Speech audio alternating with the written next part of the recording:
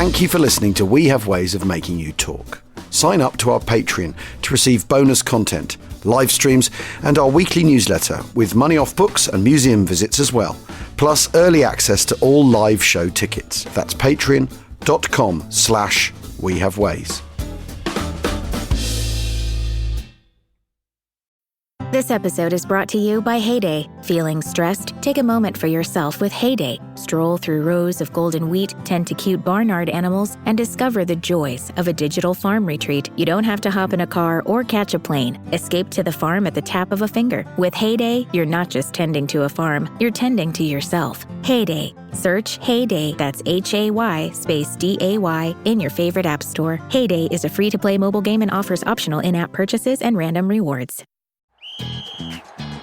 Hilton brings you new ways to stay, with experiences that let you capture the glory days. Introducing the Graduate Hotels. Each inspired by local college towns, these stays are always original and never boring. Get in touch with traditions all across the country and enjoy a stay that's a class above the rest. Book at Graduate Hotels with Hilton Honors Points at Hilton.com. It's a win-win. Hilton, for the stay.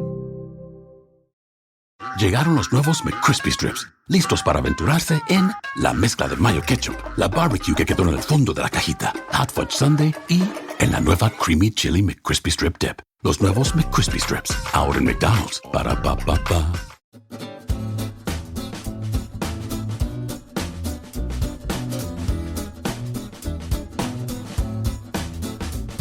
Achtung.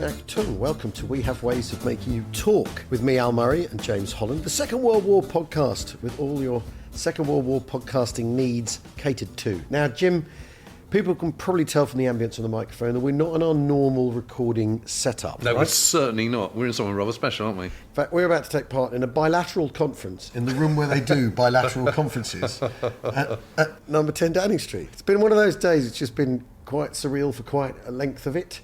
And so how better to round that off than by asking the Prime Minister a few questions. Yes, Sir Keir Starmer. And this might not be his first ever podcast as Prime Minister, but it is the first history podcast he's done. Yeah. And, here we are. But it's a week of VE Day 80. Eat that, all the other history podcasts. Yeah, bro.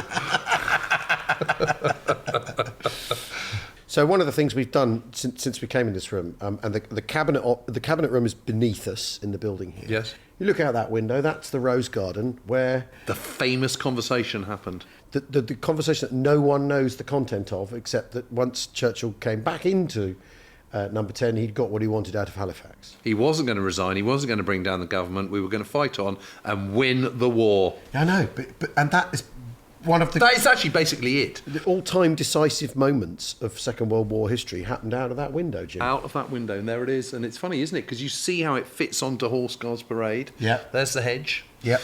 And the other thing about number 10 is it's so much bigger. Yes, it's a bit TARDIS-y. It's very TARDIS-y. You go in through that. I mean, Very interesting artwork on the walls. Yeah. And the thing is, there's someone from the number 10 staff in the background here, and she's smiling because she's heard this conversation a squillion times as people have come in here and gone, it's much bigger on the inside, isn't it? I can't believe it. Where does it end? What is really amazing is being in a room where Great men have been. Great men, great women, historic figures have met, and where some of the most important decisions in global history have been made. And now, of course, we've got the most important conversation in podcasting history. It is the Prime Minister of Great Britain in Northern Ireland, Sir Keir Starmer. Hello. How are you? Nice to see you again. And you. Thank you. How are you? Very well, thanks. Am I here? Yes. That was fun, wasn't it? Yeah, it was great. Yeah. Delicious Enjoyed it. Victoria sponge. Thank you. I baked all morning. Very good sausage rolls. I thought it was just really nice to sort of get everybody there. You could see the enjoyment people were getting from it. Yeah, it's great. D-Day Darlings are fantastic too. Oh, they're brilliant. They're really Brilliant. brilliant. Yeah. But Prime Minister, I wanted to ask you, I mean, you've been in the job for 10 months, and obviously you are having a feeling for the pressures of being a Prime Minister. What do you think it must have been like to be a wartime Prime Minister? Oh, incredibly pressured, a huge sense of responsibility. You can sense that by reading about it, watching films, And by walking around here, if you haven't done it yet, come and have a look at the cabinet room in a minute before you go, genuinely.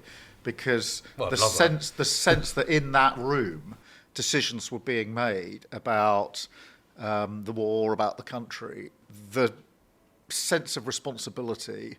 The first duty of Prime Minister is to keep the country safe, to keep people safe. I mean, it is the most important duty. But I think by being here in the same space, sitting in the same chairs, around the same table, you get a real sense of what that must have been like. Obviously, very different to the position we're in now. I'll just say two other additional things.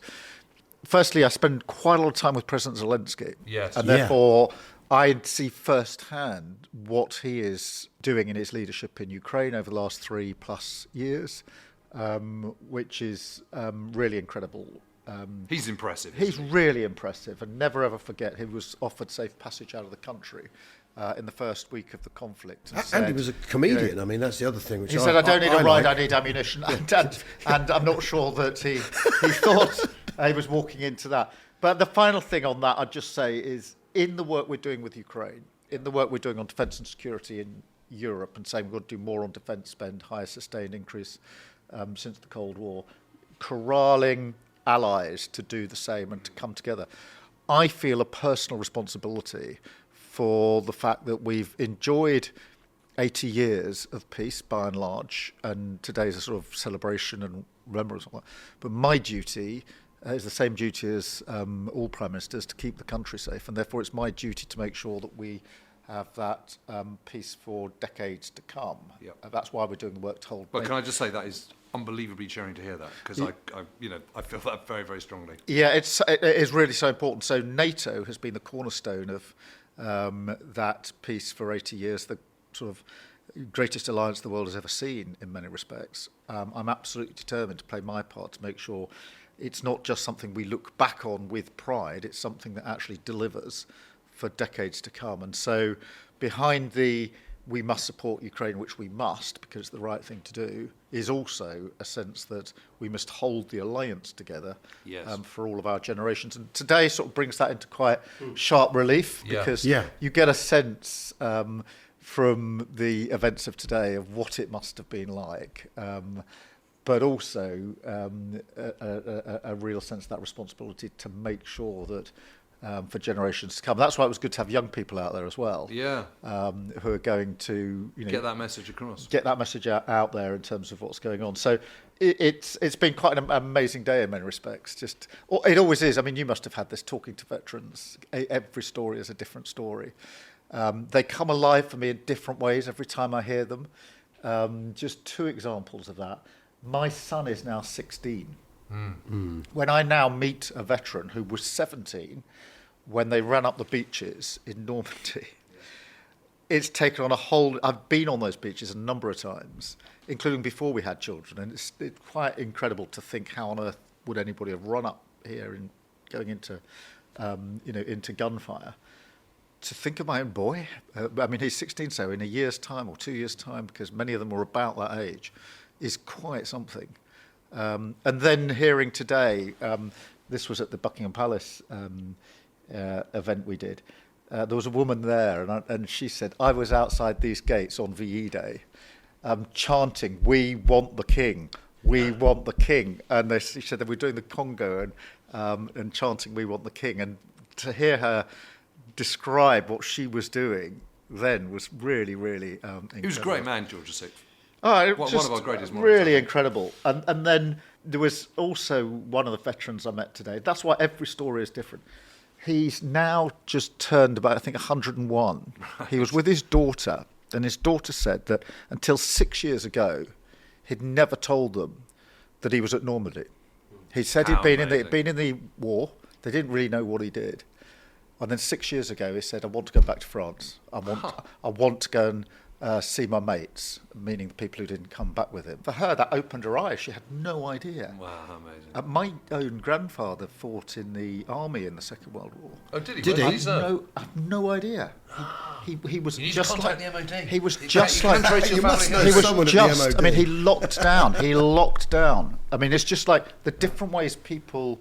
So some of the veterans go back every year or every time they can. Some won't go back. These are incredible personal vignettes and stories of how people are. It's really incredible.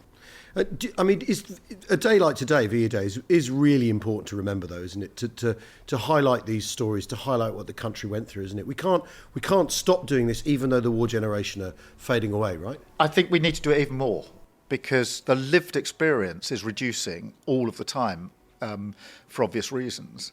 So we need to do it whilst we've got veterans with us to tell their personal stories. And there's no substitute. You can't read a briefing and have the same impact to somebody telling you their story about what they did. Gone? I mean, where's the legacy go after they've We need to record. I mean, we are recording their stories, but we also then need to, in a sense, even more have the celebration and the reminders, because it's a hugely important part of our history of which we should be extremely proud as a country. It was a moment of peril for us and the world, where the values of freedom and democracy prevailed. I've got children who live in peace and in a democracy as a result of what other people, which is incredible. And then, the reminder with the Ukrainian contingent on the procession, that the idea that this was all just history and it doesn't matter now somehow is completely wrong. Those values of freedom and democracy matter today. That's exactly what is being fought about in Ukraine. And then it was brilliant, just the spontaneous. I don't know whether you saw as they came up past the everyone cheered. The King and the Queen. I thought they were fantastic. Oh, it was brilliant. They were absolutely brilliant. But what a reminder that this is not just a sort of part of our history; it's part of our now, and nothing must be taken for granted. So that's why I do think it's important that we continue to celebrate, to remember, to have events like this. Well, I've got to say, you're absolutely preaching to the converted here. I mean, this is very on message with us. Yeah, but that's why it's really good you're capturing it as well, and you've got some of the stuff outside, I hope. Yeah. But also the sheer joy of, it is uplifting, people coming together, coming to London. People coming together and sharing this commemoration is really important. You're roughly of the same generation as me, I think. Did you grow up on Second World War films? And if so, which is your favourite? Well, Saving Private Ryan is always a favourite, I think, of me and many people.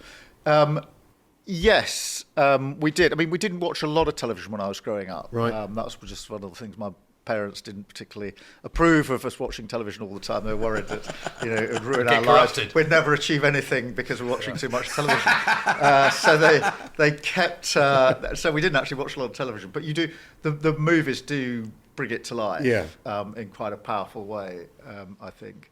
But it's quite interesting watching our son learn history and learn about the Second World War for the first. Because for us, it's sort of. I know it's hardwired in a sense. We know the history.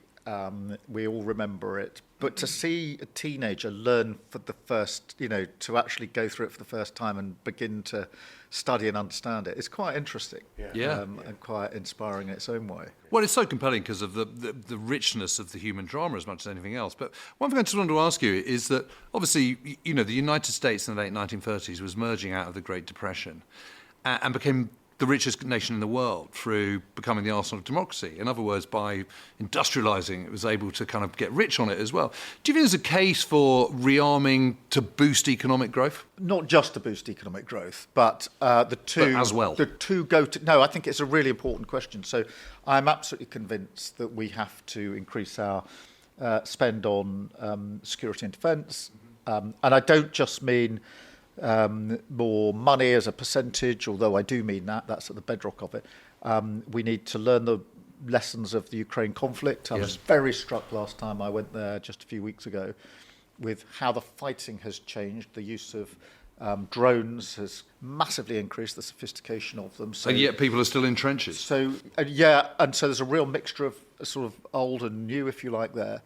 But we have to up defence spend, we have to coordinate and cooperate better across Europe, in my view. We have to share more of the burden collectively as Europeans. But in direct answer to your question, what comes with that, which is obviously national security, defence, DSR Bank, but also economic security, because these are good, well-paid jobs in defence that come with this. And they are in the big defence-heavy sectors, but then for all of that, you've got supply chains.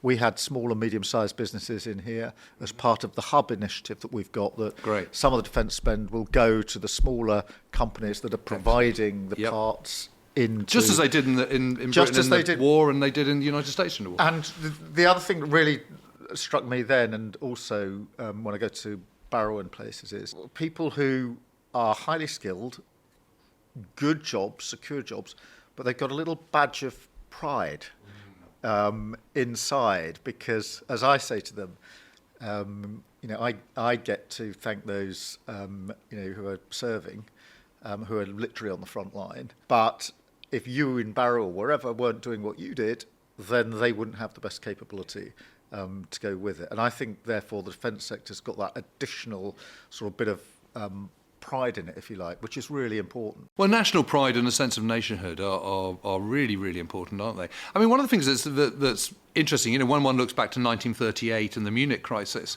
one of the problems that Chamberlain faced was that 92% of the country were against going to war, and in a democracy that makes life very difficult if you sort of think, well, maybe we should be. I mean, how does one go about mobilising the nation for a kind of sort of a shift in emphasis in terms of what we need to be doing for defence? I think a number of things have to come together. The nation has to feel that there's a sense of insecurity. I do feel that most people think that now. I've been quite, going around the country. If you say to people, we're living in a more unstable world at the moment than we were, there's a lot of agreement with that sentiment. I was really struck with the Churchill reading that we had was it midday at the beginning of the procession? With Timothy Spall. The words to capture the nation's thinking and spirit were really incredible from Churchill, as they always were and always are in a way.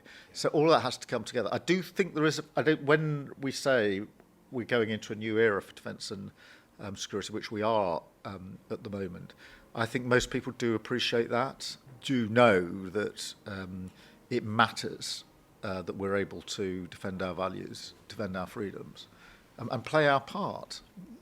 I think that by bringing together sort of what we're calling the coalition of the willing in Europe, particularly with the work that I've been able to do with Emmanuel Macron, there is a sense across the country that people want their country, they want to be proud of the country, they want to know that at a moment of need we are able to and do step up as a country, which we do and have done historically, and we're I hope showing again that in the current circumstances with the conflict in Ukraine, I mean, coalition of willing will do that. The coalition of willing is it's exactly what we want to be hearing, because if you think about D-Day is the kind of apogee of coalition warfare, of coordination, of cooperation, of a singleness of purpose, of coming together with different nations who've got different needs, different requirements, different end goals, but the main goal: get rid of Nazi Germany, get rid of Imperial Japan.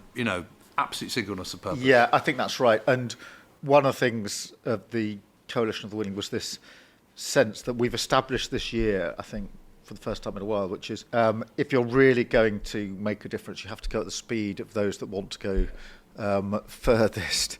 Not when you've got a group of or a coalition of any sort, the temptation is always to go at the speed of the country that wants to move most slowly or is more cautious for different reasons. I think what we've done with the Coalition of the Willing is to break through that and say, no, if we go at the pace of the sort of most reluctant or most cautious member, then we're going to be going very slowly and not very far. Therefore, we needed to break the dynamic of that. Speed it up. Yeah, and I mean, D-Day is quite incredible. Well, and the other thing, you think about Churchill and the Mulberry harbours, these two giant harbours, both bigger than the size of Dover, created all around the country from different manufacturing firms, building firms, then floated across the channel and put in place. And halfway through, they realised that they just thought, we can't do this. And Churchill just said, don't argue the matter, the problems will answer for themselves. Yeah, it's just incredible. I think sometimes when you look, D-Day is a really big example of that. How on earth did that happen? It's quite amazing. And an era before email and spreadsheets and WhatsApp. Just the organisation, the coming together, the different roles that people played. It really is. And the sheer difficulty of the task. Landing and running up the beach, sustaining it, was really quite incredible. Well, Prime Minister, thanks so much for giving us some of your time. Not at all. Thank you for coming in. Thank you for being part of it. Oh, again, the sausage rolls are very high quality. You could basically lure me into any situation if there's good sausage rolls. Sausage rolls and cucumber sandwiches. Yeah. Well, thank you. And Not at all. And it's great to hear what you're saying about unity of purpose and coalition of the willing. Thank you very much for that. Thank you very much. Thank you. Nice to see you. My cat Freddie loves to be brushed and cuddled. But stirring up his cat allergens meant sneezing and itchy eyes.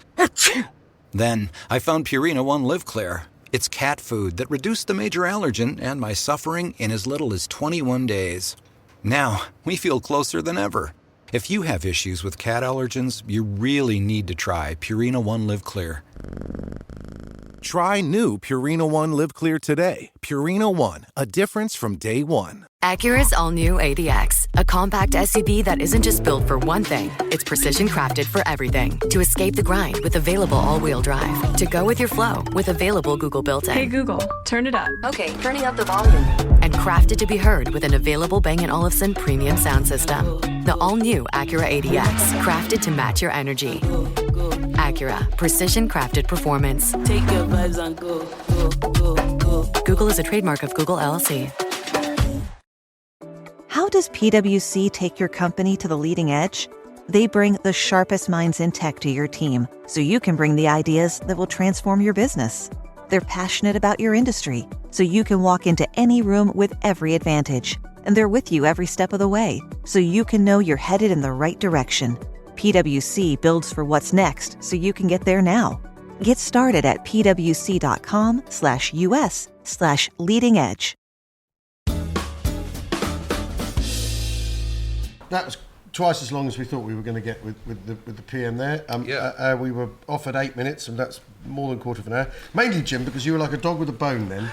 Okay, I wasn't going to be. I was going to just give him kind of platitude. No, I wasn't. I absolutely wasn't. And then suddenly you started talking about the need for defence and, the most important thing of a Prime Minister's duty is to defend the nation. I was like, yes, absolutely. I thought it was very interesting, though. He came in with the thing he was going to say, and then we actually ended up having a conversation with him, which is a thing you don't very often see with politicians, where they come with the thing they're going to say it, and if you ask them again, they're going to say it again. And actually, it was really, really, that was interesting. I mean, I think he said all the right things. I think at the start when he said that cabinet room is where those decisions were made, was that he can relate to not to that exact feeling, but that you're in these places where these things happen, which is, after all, what we were talking about while we were waiting. You look out the road, looking out the window, going, "That was where," because literally behind us is that garden. And I think that was very interesting. I mean, again, what I was getting from it, what I would want to draw from it, is that reminds you that Winston Churchill, for instance, is just a human being. It's just a person sat in that chair over there, the same way Keir Starmer was a minute ago. That actually, it's people doing this. Churchill, for all the mythology around him, is a politician, being a politician, dealing with a series of impossible situations piling up on him. But he's flesh and blood, just like you and me, and that's the sense I really got there. And of course, there's the simple fact we're very fortunate to get access. Here's an open society for you, right? We do our podcast where we wang on to one another about the Second World War in a spirit of enthusiasm and hopefully expertise, and we've actually been able to ask someone who sits in that cabinet office, in the cabinet room downstairs, as a political leader of our nation, after all, makes those kind of decisions. Today has been a very interesting day, because I thought a lot of the ceremony today was very good at keying it to the people who did the things that happened 80 years ago. These aren't mythic events. They aren't. No. It's not larger than life people. It's people doing it, and they're facing the challenges the way that people always have. That's what I quite like about whatever the answers to the questions we were getting, or the questions we were asking. It reminded me that I've got a politician 80 years ago is a politician now. Yes, I agree with that. But also he was saying all the things that I wanted to hear. Yeah, I know. Which but he was saying them with a fairly heavy degree of conviction, I would say. Yeah. We were saying, I mean, he could have easily said, well, you can see the Second World War, interest in the Second World War fading once the veterans go. You can, we want to double down. It's even more important. That was really, really great. That was really, really interesting because it is a. I mean, we've talked about it a fair bit on the podcast. It is a thorny problem approaching, and people often ask, as the veterans all go, as we lose the direct present memory of those people, where's it all headed? It's literally all the stuff we've been saying for the last few months. Do you think he reads your Substack? No. Do you think someone reads your Substack for him? No. Again, I'm getting the thing I really, really, really, really in the last few years have wanted to try and get my head into is the sense that the Second World War, when it was happening, was now. It wasn't this sacred event 80 years ago. No. None of the protagonists making these momentous decisions had any idea what was around the corner. Yep. Often had no idea what their opposite numbers were planning. I didn't know whether it was going to be over by Christmas. No. You know, my fear at D-Day last year was everyone would be sort of going on a sort of a mawkishness trip with the veterans because they're so few. And I thought, my worry is there's going to be that again this year. And I think it didn't happen. It never felt mawkish at all. And the point is that global events are such at the moment that actually the lessons from the Second World War are there. That if you get it wrong and you end up at war, that is the cost. Yeah. And any future war could be even worse. So those are the stakes. So you can't faff about. If you want to be strong and secure and peaceful and preserve democracy, you've got to fight for it. And you've got to be, the nation, the people have to be prepared to give up a few things to make that happen. Yes, but you also need to figure out what the nation is, don't you? You need a common story, you do. And you need a common sense of purpose, and those are tricky questions, aren't they? Yeah. Especially as an event like today is an opportunity to talk about that. About that, what that But we might are mean. talking about that, and that's what I think is really good. Yeah. It's not swooning violins. It's not slow motion standards fluttering in a breeze and Reveille being played or whatever. It's that guardsman coming up and saying permission to start the parade. Sir. Yeah, no, it was absolutely. And he said whatever it was. You carry on or whatever. And that then you're immediately are now touching there now the two presents coming together and meeting in a way that isn't saccharine and that isn't packaged and that it is just a simple gesture. And between soldiers, which is after old all, soldier, new soldier. Is as ancient as men. Yes, and there was a lovely line by Paddy O'Connell who I was doing telecommentary with, and he said, he was once one of millions and now he's one in a million. Yeah. And I thought, that's just and I think a good line. Connecting. It's important, for our national sense, I suppose, to think about things like this. But certainly, when you're looking at the history, it's really important to think about. They don't know what's going to happen tomorrow. It's essential to think of it like that because so often, and we talked about this a lot with Victory 45 with the book, when you're actually looking at how people are making decisions, the tumult of events come at them, and the information they don't have is often much more important. Second guessing that's going on. Exactly. The information you don't have is usually much more important than the information you do have. You clasp at the straw of the thing you know, grasp at the straw of the thing you know, rather than take into account the things you don't know. And that's what's going on at the end of the war as much as anything else. That's the thing I find so thrilling about studying history, and particularly the Second World War, is this, this torrent of contingency coming at you the entire time, which is what life is like. Real life isn't like history books. History books should be like real life. Yeah. It should be that way round. Well, I mean, it's interesting. America never came up. We talked about Zelensky and how impressive Zelensky was. No, I tried to push him a little bit on. But he didn't go. He American, didn't go for it. He didn't bite on me saying actually Zelensky's a comedian. And after all, so if the nation is in true crisis, maybe Keir should be sat over here and I should be sat over there. So if the stuff really does, you're an honorary colonel, if the stuff hits the ventilation system, Jim, you can do a podcast with Keir Starmer, and I'll take over as PM. We need a comedian in charge. I mean, I think one of the things. It does mean you could wear olive drab. But I think one of the things really interesting about Zelensky is because he's a guy who understands. He's a comedian. He's a TV star. He understands how media works, and that's quite clearly a big part of how well he's doing. And his favourite war movie, Saving Private Ryan. Well, he obviously didn't grow up watching war movies with his dad. No. Absolutely not. I felt quite generationally let down by that moment, to be honest. Yeah, I mean, imagine coming to your first war movie. I mean, by the way, the Spad who has to listen to this podcast, you need to pass on that next time we ask about a favourite war movie, the Prime Minister comes up with The Great Escape, at least. I mean, honestly. But, you know, he'd have been in his 30s when that came out. And that's his Same first Private war Ryan. movie. Yeah. There are families that don't watch television, aren't there? Well, there were. There were, yeah. Not It's anymore. interesting that he says we didn't really watch telly. What, so you never watched Kelly's Heroes? So we never really watched TV because it would distract us and we'd never come to anything. Well, it worked out, didn't it? Yeah. It's like Truman's lack of ambition. Truman didn't want to be vice president. And it worked. Ends up being president. Yeah. Well, I thought it was fascinating. I thought it was really interesting, and I've got to say, from my perspective, he was saying all the things I wanted to hear. You know, whether you can deliver that is another matter. But yeah, many slip twixt cup and lip and all that.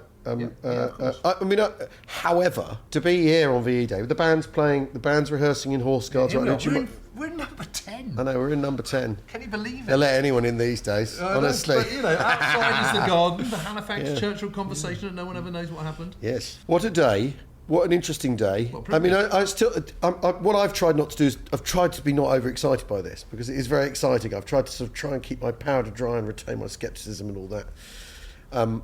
But it's hard not to be to feel very privileged to have got in here. It's hard not to feel, you know, he didn't need to do that, did he? He didn't need to do that. He's got more important things to worry about than you and me and what we think about rearmament or whatever. So I think, you know. Well, yeah. I guess. You should be listening to us personally. But anyway, it's very good of all the team here at Number 10 to let us in. Thanks everybody for listening to We Have Ways of Making You Talk, and not just to this one, for listening to a podcast that has attracted the attention of the British government. I mean, obviously the lads at the FSB listening to this now. We hope you enjoy it too. Yeah, because the other thing we haven't mentioned is Russia. No, exactly. It's me, Dave. Anyway, thanks everybody for listening. We'll see you again soon. Cheerio. Cheerio.